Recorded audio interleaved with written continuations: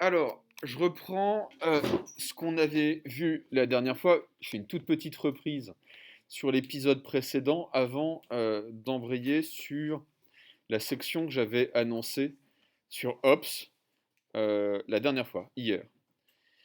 Attendez, est-ce que j'ai lancé la vidéo? Oui.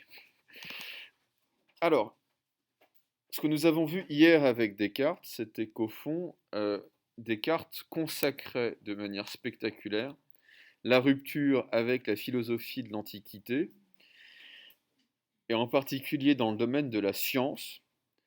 Descartes va affirmer que la science n'a pas pour fonction de connaître le monde tel qu'il est, de découvrir la vérité, mais simplement d'expliquer la cause, de donner la cause des phénomènes observables en formulant des hypothèses. Descartes appelle ça des suppositions qui colleront avec l'observation des phénomènes et qui permettront éventuellement la prédiction de phénomènes qui n'ont pas encore été observés. Donc c'est très important à comprendre.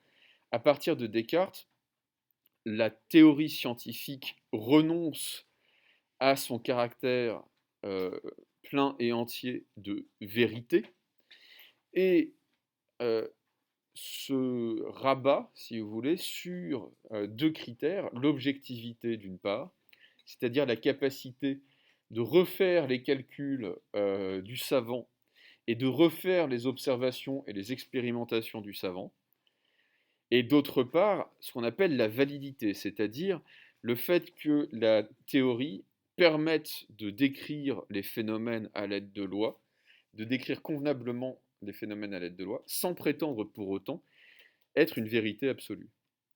Il y a donc une rupture qui sera consommée, et au fond, toute l'histoire de la modernité, c'est l'histoire de cette rupture. Il y a donc une rupture entre le monde, la pensée et le langage. On va voir maintenant cette rupture chez Hobbes. Ce qui est intéressant à noter, c'est que Hobbes et Descartes sont des adversaires. Hobbes va harceler Descartes de questions désobligeantes à propos de sa philosophie, si bien que Descartes va finir par arrêter de lui répondre. Et quand on va demander à Descartes pourquoi il a arrêté de répondre à Hobbes, il a dit qu'il avait suffisamment de papier pour le dernier usage. Autrement dit, qu'il utilisait les lettres de Hobbes pour faire quelque chose, si vous voulez, qu'il faut faire seul, qu'il faut faire ça seul, qu'il faut faire seul, et généralement dans un cabinet de toilette. Donc Descartes et Hobbes, c'est le moins qu'on puisse dire, ne s'entendent absolument pas. Ce sont des adversaires, ils vont défendre des idées radicalement différentes, mais ce qui est pourtant très intéressant à noter, c'est qu'ils vont se ressembler par leur rupture avec Aristote. Ce qui va caractériser la modernité de Descartes comme celle de Hobbes, c'est la critique que Hobbes va faire du rapport entre réalité, pensée et langage, tel que tout cela se déploie chez Aristote.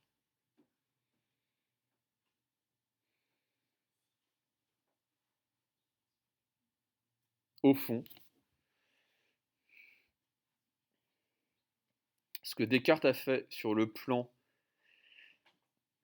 de la technique et de la science, j'avais parlé de technologie hier, ce que Descartes a fait sur le plan de la technique et de la science,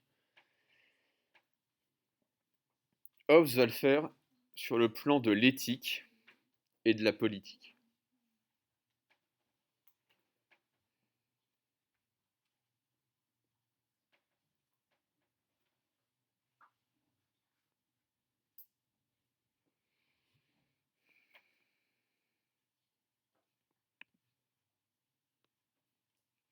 Alors, petit retour en arrière à Aristote, jusqu'à Aristote. quelle est la thèse fondamentale d'Aristote sur le langage?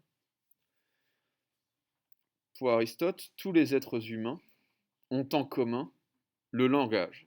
Et, dois-je dire, le même langage. Tous les êtres humains parlent. Chut. Tous les êtres humains parlent le même langage. Non, c'est pas parce que vous parlez moins fort que vous ne me dérangez pas.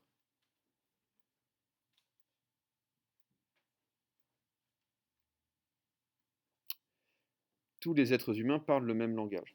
Ils ne parlent pas la même langue, mais au fond, ça ne pose pas de problème particulier.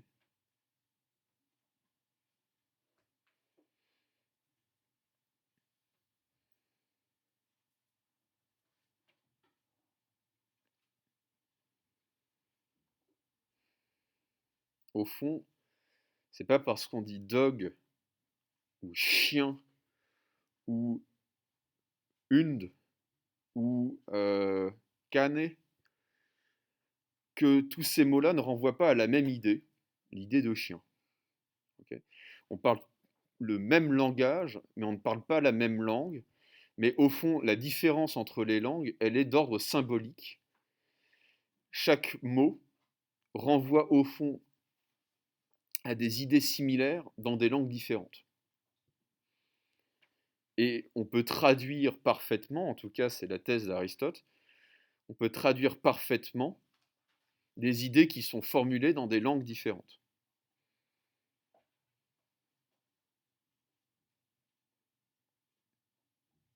Et surtout, ce que va dire Aristote, c'était l'objet du carré ontologique, ce que va dire Aristote, c'est que la structure du langage épouse celle de la réalité.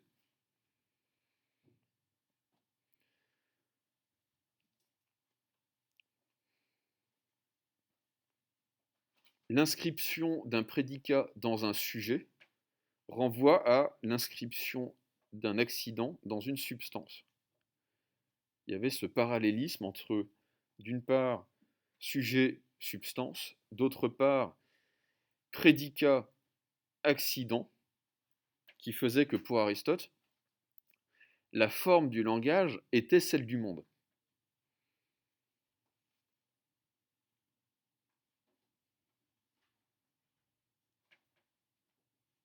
Autrement dit, le langage est universel pour Aristote.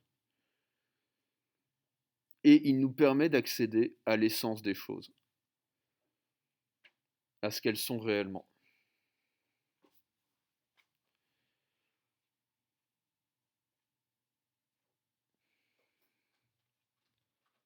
Pour Hobbes, tout ça, c'est terminé. Pour Hobbes, le langage ne nous permet pas d'accéder à ce que sont les choses réellement.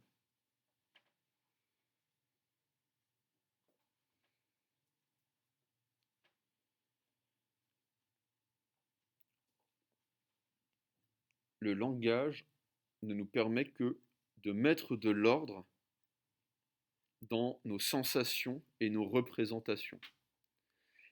Mais le langage ne nous permet pas de dire ce qu'est réellement le monde, ce que sont réellement les choses. En vérité, pour Hobbes, nous ne pouvons pas savoir et nous ne pourrons jamais savoir ce que sont réellement les choses. Nous ne pourrons jamais connaître directement le monde.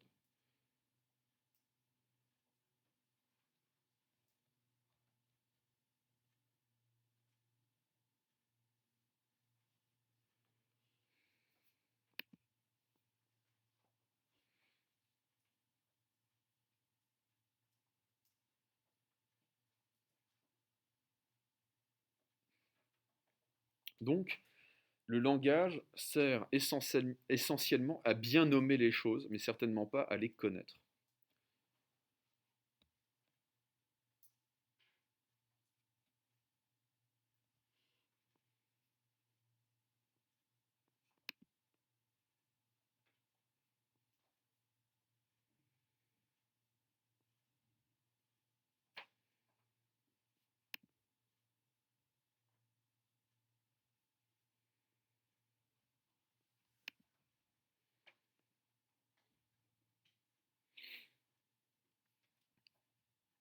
Alors,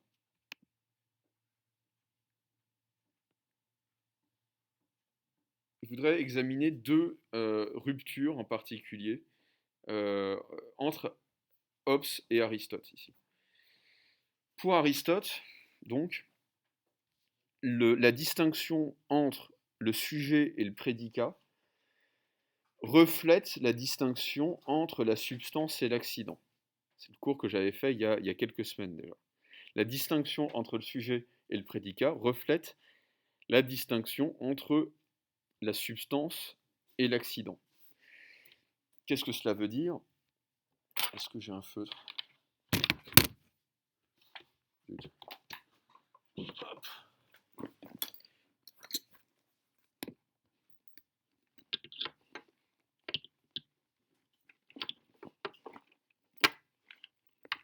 Non, j'en avais un ce matin. Complètement. Ça m'étonne. Si. Alors, ça veut dire que un individu se présente en fait comme une totalité, et à l'intérieur de cette totalité, vous avez un certain nombre d'accidents qui sont inscrits dans cette totalité. Imaginons que ça soit moi. Ben moi, je suis un être humain. C'est plutôt un accident substantiel. J'ai une certaine taille. J'ai un certain âge, j'ai les yeux bleus, etc., etc. Et ce que va dire Aristote, c'est que tous ces accidents-là, si vous voulez, l'humanité, la taille, la couleur des yeux, l'âge, etc., etc., le fait que je sois le fils de quelqu'un, etc., le frère de quelqu'un, etc., etc., eh bien, tous ces accidents sont réellement inscrits en moi. C'est ce qui va me définir réellement. Okay. Pour Hobbes, ça, c'est une foutaise. C'est-à-dire que ces accidents, on ne peut pas dire qu'ils soient réellement inscrits en moi. On va prendre l'exemple d'un triangle.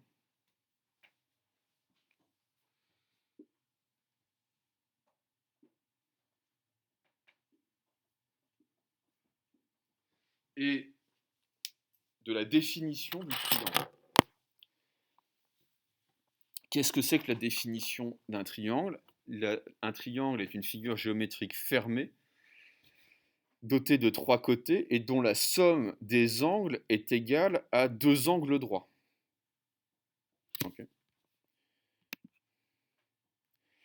Mais est-ce que les propriétés du triangle font exister le triangle?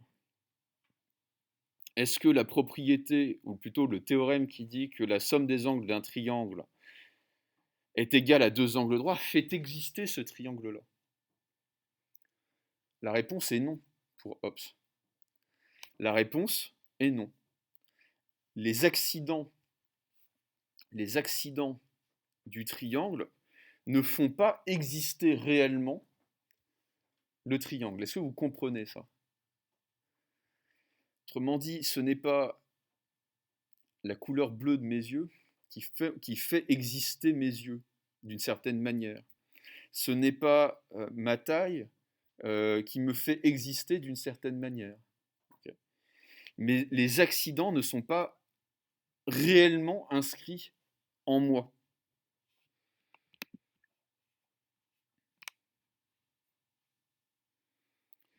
En revanche, c'est une manière correcte de parler de moi. Est-ce que vous voyez la différence ou pas? Okay. Ce qu'Aristote définit comme des accidents, en réalité, pour Hobbes, ce ne sont que des manières de parler correctement d'une réalité plutôt que d'une autre.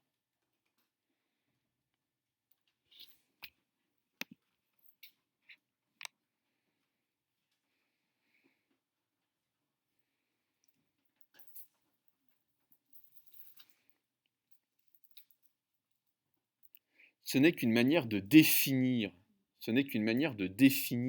certains noms.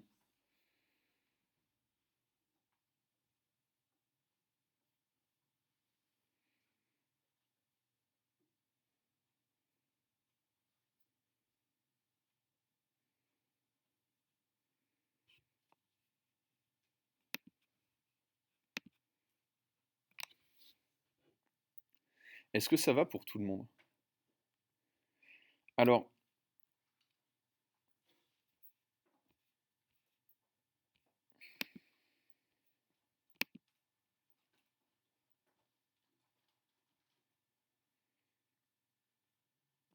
est-ce que quelqu'un peut me le réexpliquer, par exemple? Parce que c'est vraiment pas facile à comprendre. Et ça me dérange pas de le réexpliquer. Ce que pense Aristote, c'est que ce sont les propriétés du triangle qui font exister le triangle. Ok. Ce qui fait naître un triangle dans la réalité, ce sont les propriétés du triangle. Ce qui me fait exister en tant qu'individu, ce sont toutes les propriétés qui vont me caractériser. Hobbes dit, mais non, c'est pas comme ça que ça marche. Ce qui existe d'abord, c'est le triangle. Ce qui existe d'abord, c'est l'individu. Et ensuite, toutes les propriétés du triangle, c'est une manière de définir le triangle. Toutes les propriétés de vous, de moi, de n'importe qui, ce sont des manières de parler de vous, de moi et de n'importe qui.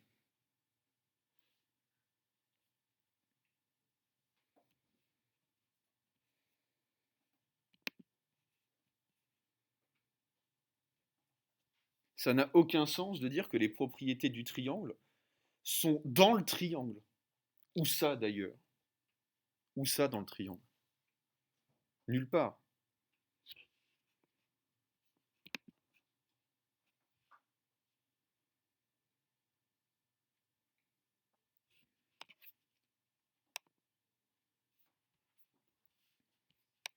Et la deuxième grande rupture avec Aristote,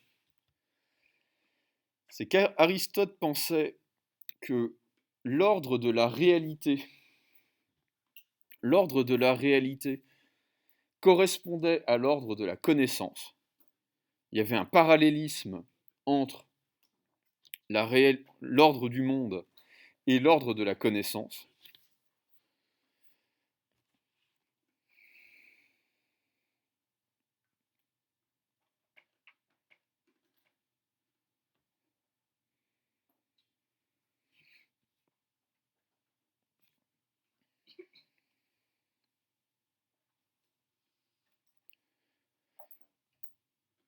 Alors que pour Hobbes, il n'y a pas de correspondance entre l'ordre du monde et l'ordre de la connaissance. Bien souvent même, c'est l'inverse. Bien souvent, c'est l'inverse.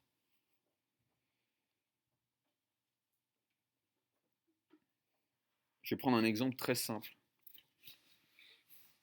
Dans l'ordre du monde, la cause vient avant l'effet.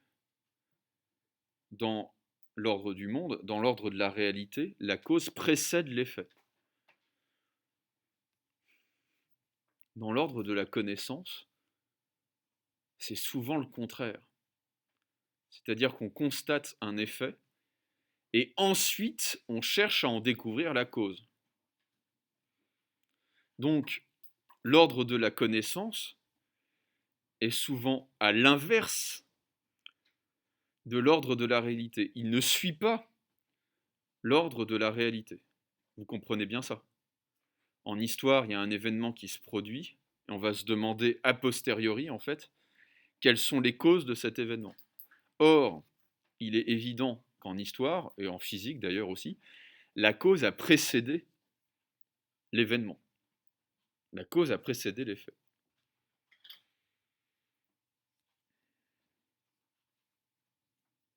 Donc, pour Aristote, il y a une correspondance entre la structure du langage et la structure du réel. Pour Hobbes, ce n'est plus le cas. Et pour Aristote, il y a une correspondance entre l'ordre de la réalité et l'ordre de la connaissance. Pour Hobbes, ce n'est plus le cas.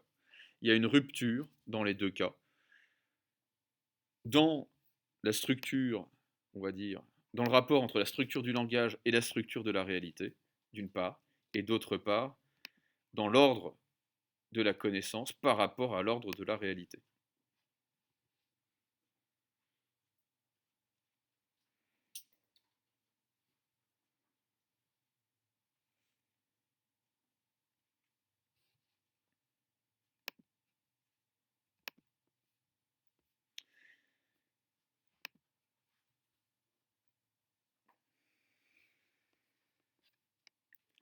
Alors, au cœur de la philosophie de Hobbes, il y a ce qu'on appelle le nominalisme. Ce que je voudrais vous expliquer essentiellement aujourd'hui, c'est ce que c'est que le nominalisme.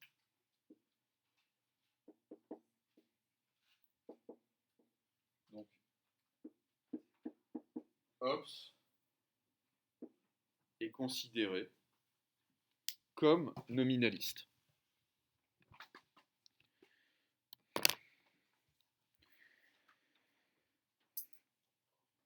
Je voudrais partir d'un exemple que va prendre un philosophe du Moyen-Âge qui s'appelle Guillaume d'Occam.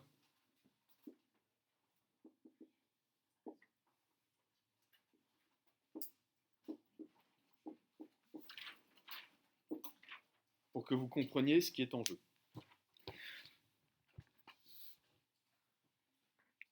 C'est l'exemple que va prendre Guillaume d'Occam. Prenons deux murs de couleur blanche, deux murs blancs, l'un qui est à la Sorbonne, l'autre qui est au Vatican.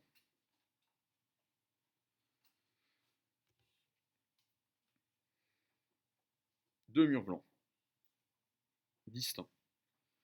On va dire que par la couleur, ces murs se ressemblent. Ces murs ont une couleur similaire. Mais la question est de savoir si cette relation de ressemblance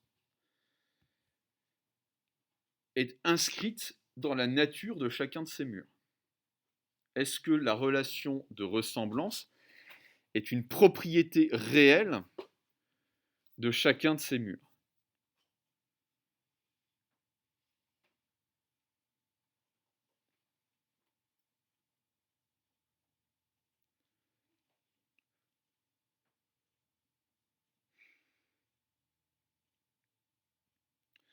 Et là, de deux choses l'une, soit on dit oui, et en fait ça a du sens.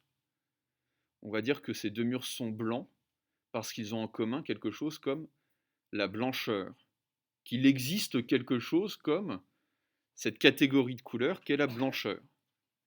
Et on va dire que ces murs sont blancs parce qu'il existe quelque chose comme la couleur blanche. Donc, soit on va dire effectivement que cette propriété de ressemblance existe réellement dans ces murs, et cette ressemblance, c'est la blancheur.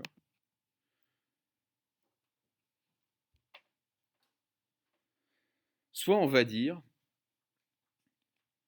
que la blancheur en soi n'existe pas, que c'est une catégorie du discours pour désigner des choses qui ont plus ou moins la même couleur.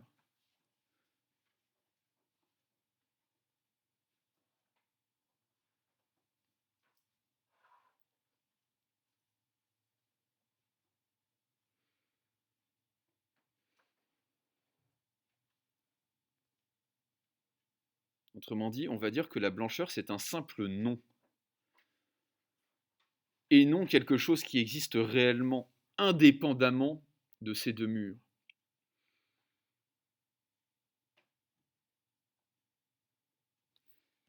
On peut faire un schéma si vous voulez.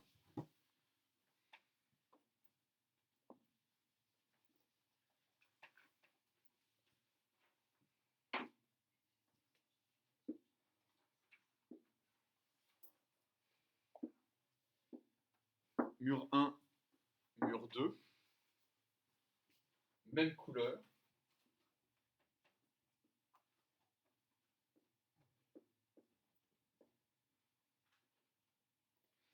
Est-ce que ces murs sont blancs parce qu'ils participent d'une qualité commune, d'une propriété commune qui est la blancheur? Autrement dit, c'est parce que la blancheur existe qu'on peut dire que ces deux murs sont blancs. C'est dans cet ordre-là que ça se passe. Okay. C'est parce que la justice existe qu'on peut dire qu'un tel et un tel sont justes.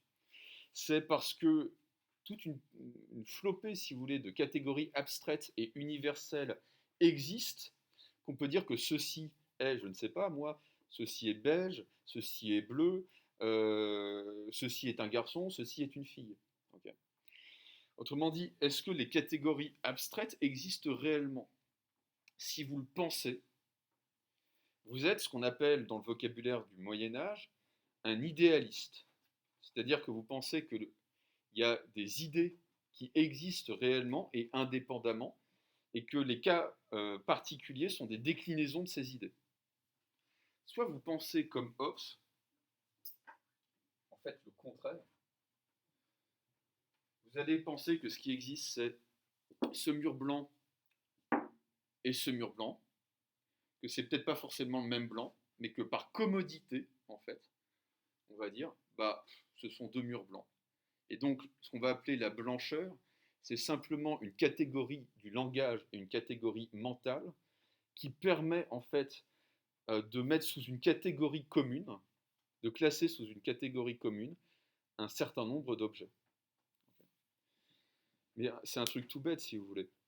Euh, J'ai qu'à prendre même ce pull-là, en fonction de sa texture, de la lumière, c'est jamais le même blanc. C'est jamais exactement la même couleur sur toute la surface du pull en raison de jeu de lumière, en raison de jeu de texture. Et ce que va dire Hobbes, c'est qu'on utilise dans le langage un certain nombre de catégories qui sont des abstractions et qui servent à désigner des choses qui sont seulement ressemblantes. La blancheur en soi n'existe pas plus, si vous voulez, que la justice en soi, le beige en soi, etc., etc.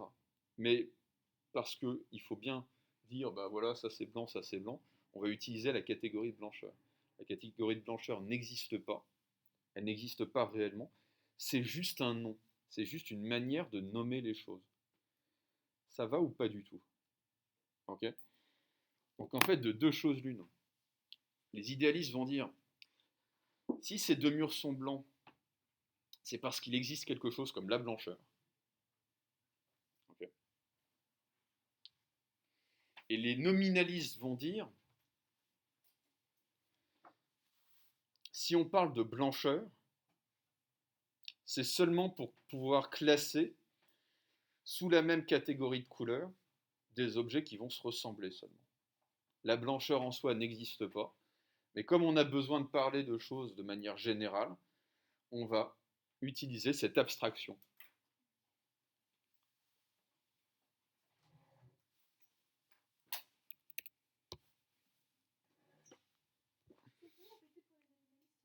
Oui, pour les nominalistes, on va parler de blancheur par facilité, si vous voulez. On va parler de catégories abstraites. On va utiliser des catégories abstraites dans le langage par facilité pour pouvoir classer des objets qui ont des propriétés similaires dans le monde réel. Mais ça ne veut pas dire que la blancheur en soi existe. Ce qui existe, c'est des objets qui ont plus ou moins la même couleur. Et par facilité, on va dire, bah ça c'est blanc et ça aussi c'est blanc. Mais ça ne veut pas dire que la blancheur existe en soi.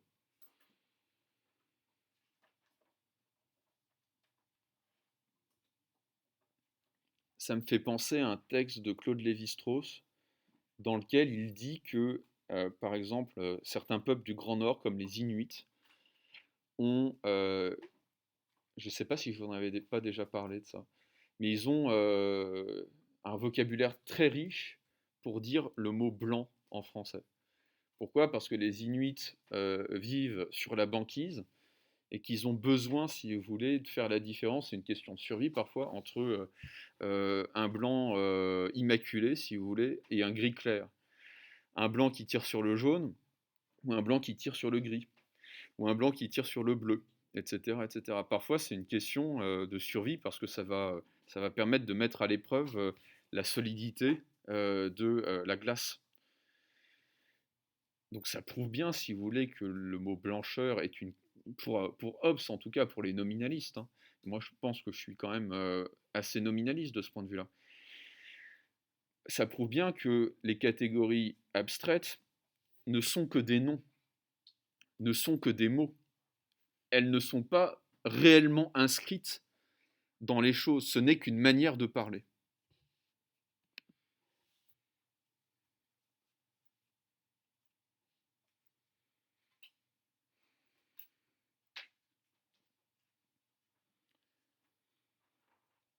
Après, euh, je comprends,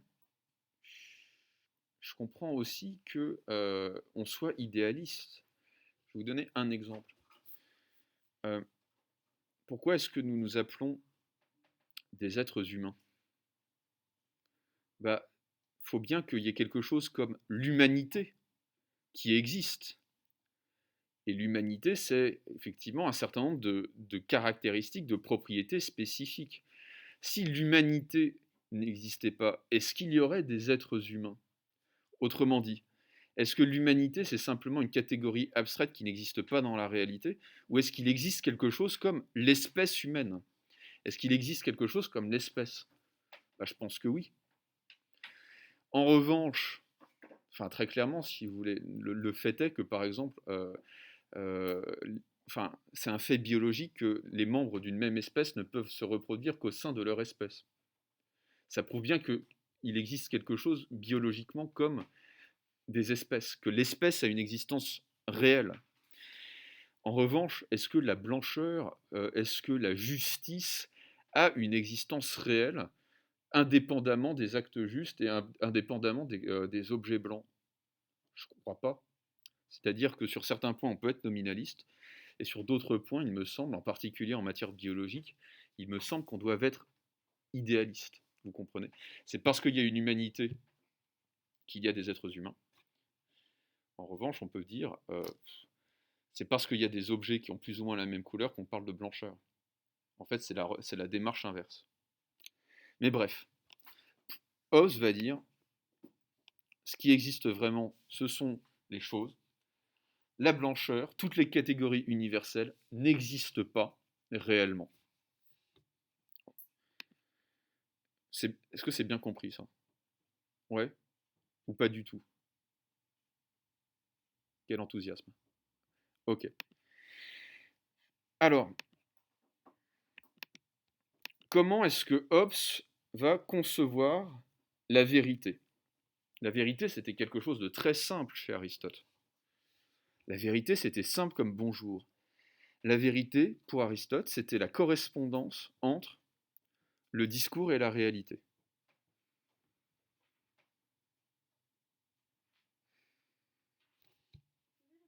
Oui, pour Aristote, la vérité, c'était la correspondance entre le discours et la réalité.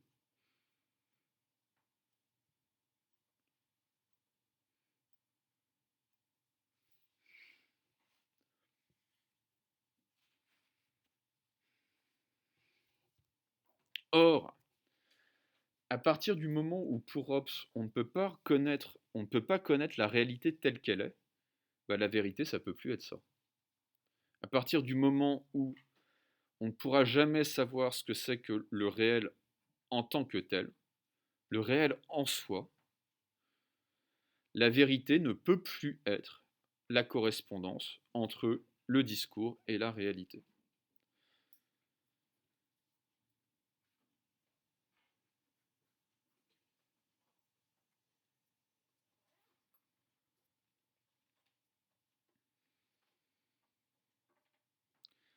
Où se situe la vérité pour Hobbes?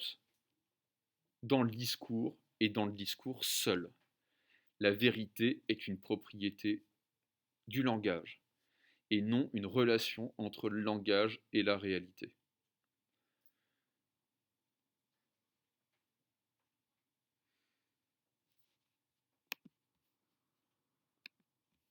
Seul le langage nous fait accéder à la connaissance de la réalité.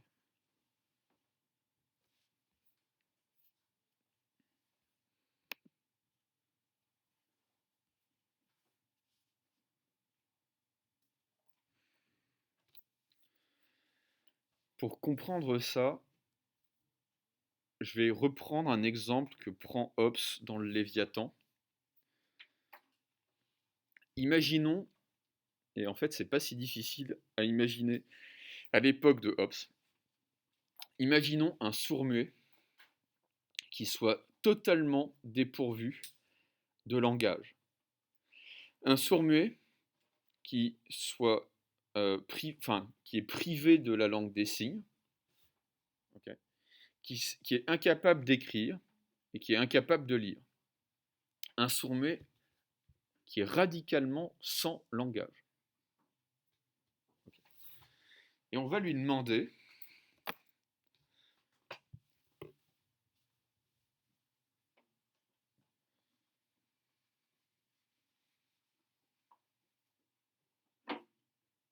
c'est un petit peu le thème du texte de Hegel que je vous ai donné à expliquer. On va lui demander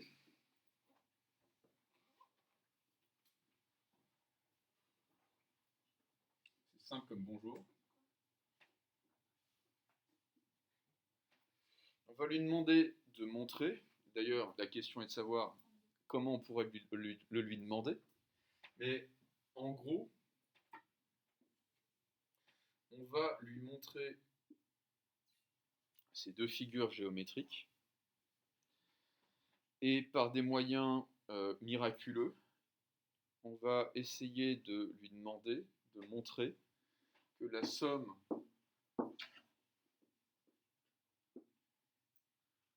de ça, si vous voulez, c'est égal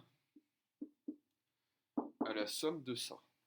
C'est-à-dire que la somme des angles du triangle est égale à deux angles droits. Comment vous vous y prenez, vous, qui êtes des mathématiciens aguerris, des géomètres aguerris? C'est très facile, c'est hyper facile. Vous faites comment? Au collège, vous aviez un instrument formidable qui vous permettait de faire ça. Le rapporteur, c'est-à-dire que vous allez rapporter tous les angles du triangle, vous allez les coller d'une certaine manière là, comme ça, et vous allez vous rendre compte qu'effectivement, ABC est égal à DE. A plus B plus C est égal à DE. Ok? Bon. Imaginons maintenant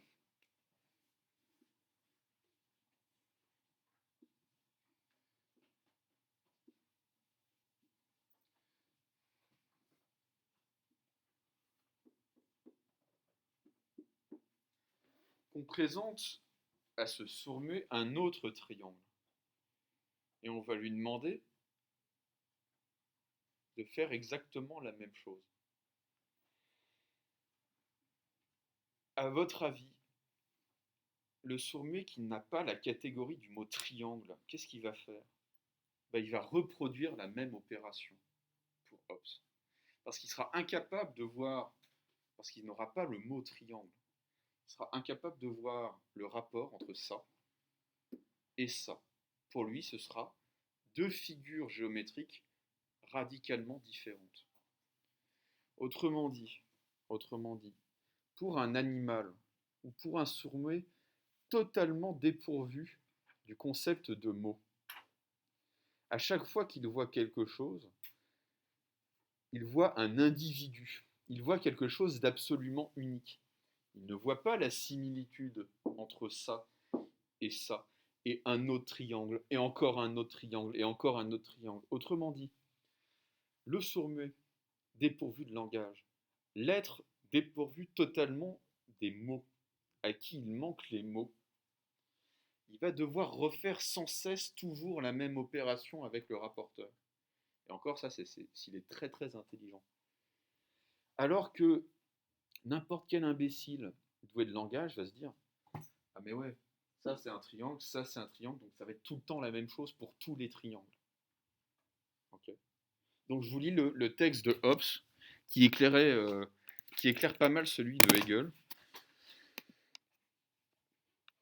Par exemple, si l'on place devant les yeux d'un homme qui n'a pas du tout l'usage de la parole, tel un homme né entièrement sourd et muet, dépourvu de langage et qui le demeure, un triangle, et à côté de ce triangle deux angles droits, comme le sont les coins d'une figure carrée.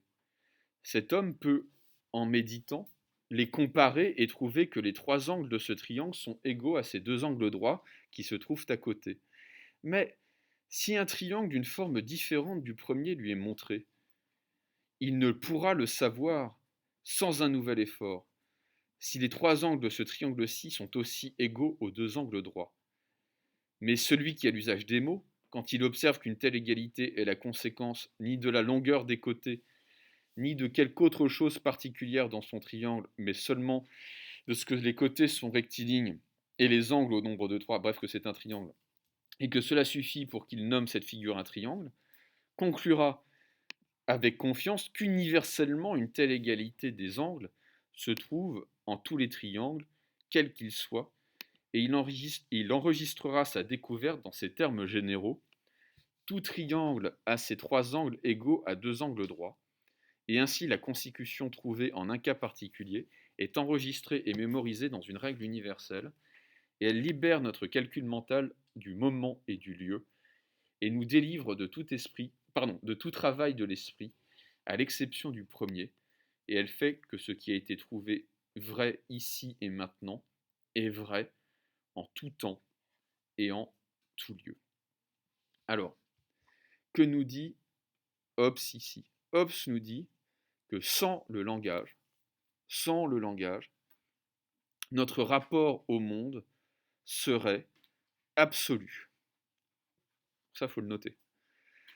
Sans le langage, notre rapport au monde serait absolu. Qu'est-ce que cela veut dire? Cela veut dire que nous vivrions sans cesse des expériences uniques et isolées. Oui, oui. Sans le langage, notre rapport au monde serait absolu. Qu'est-ce que cela veut dire? Cela veut dire que sans le langage, donc, chacune de nos expériences serait unique et isolée. Le sourd-muet, à qui on propose cette expérience, à qui on fait subir cette expérience, sera obligé de la refaire comme si c'était une nouvelle expérience à chaque fois.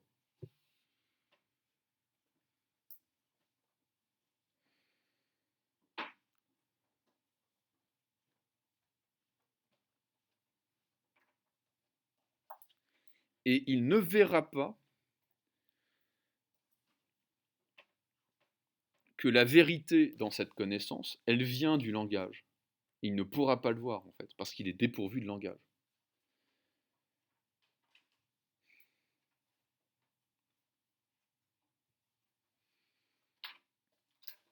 Qu'est-ce qui fait que nous accédons à la connaissance vraie pour Hobbes? Qu'est-ce qui nous fait accéder à la connaissance vraie? C'est la maîtrise des noms. C'est la maîtrise des noms communs. Par la maîtrise des noms communs, nous accédons à une connaissance qui sera universelle. Autrement dit, ce qui vaut pour ce triangle et n'importe quel autre triangle vaut pour tous les triangles.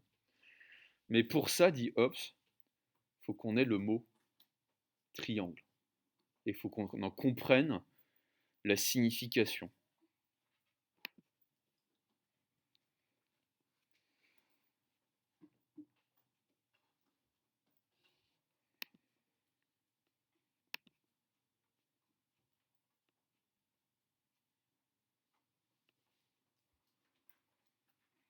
Et ce que remarque Hobbes également à ce moment-là, c'est que les propriétés du triangle ne sont pas la cause du triangle. Les propriétés, c'est-à-dire le fait que la somme de ces angles soit égale à 2 angles droits, n'est pas la cause de l'existence du triangle.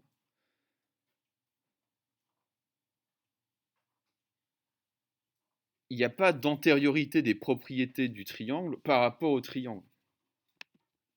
Les propriétés du triangle sont en même temps que la figure, si vous voulez. La figure manifeste les propriétés du triangle.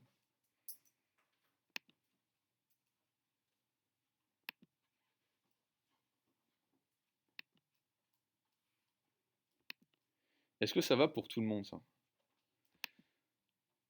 Alors,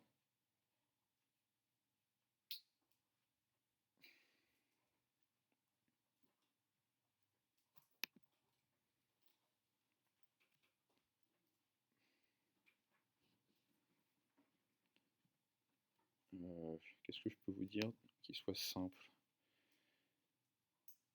Parce que là, j'ai l'impression que c'est déjà suffisamment compliqué.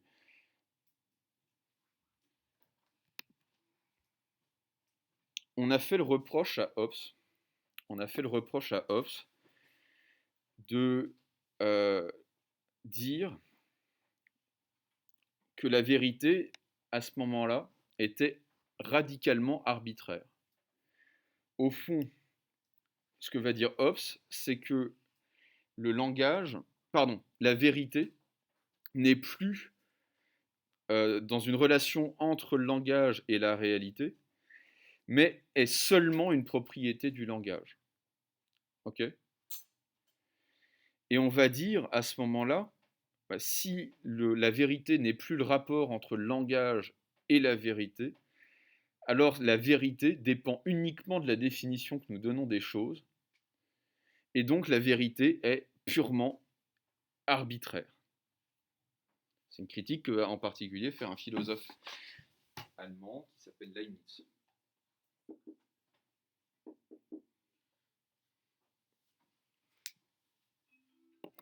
Déjà moins 20. On reprendra ça avec vos camarades, les pauvres, la semaine prochaine.